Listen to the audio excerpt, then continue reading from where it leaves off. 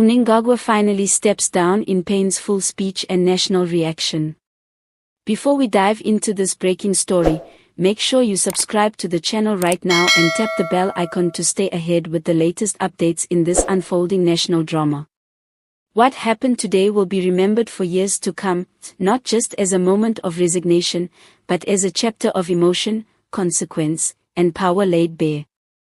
On a chilly and overcast morning, the nation stood still.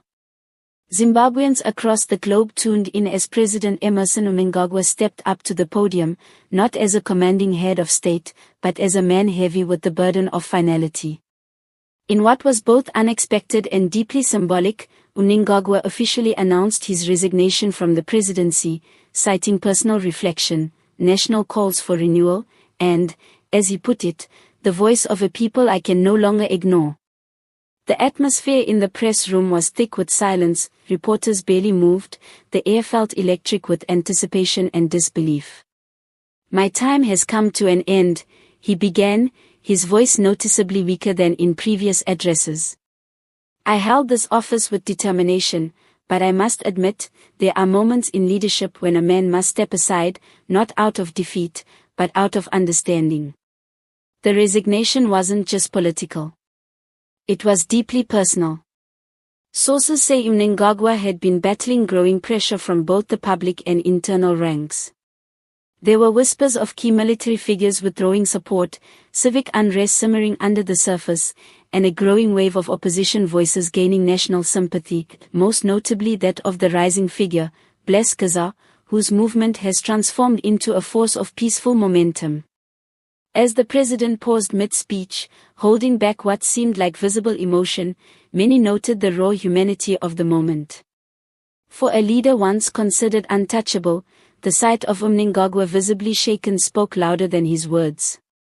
He referred to his late mentors, the struggle era, and the sacrifices made along the journey. "I leave this office not as a man broken, but as a man who has learned that the people's truth outweighs any personal ambition," he added. It was not a resignation handed in with a smile. It was a departure marked by reflection, and yes, by pain. Political pain. Emotional weight. The legacy of power slipping through his fingers like desert dust. Reaction has poured in from across the globe. The African Union acknowledged the transition as an important democratic shift. Regional leaders have called for calm and unity, while voices within Zimbabwe, especially youth movements, are celebrating this as a dawn of new possibilities. And what's next?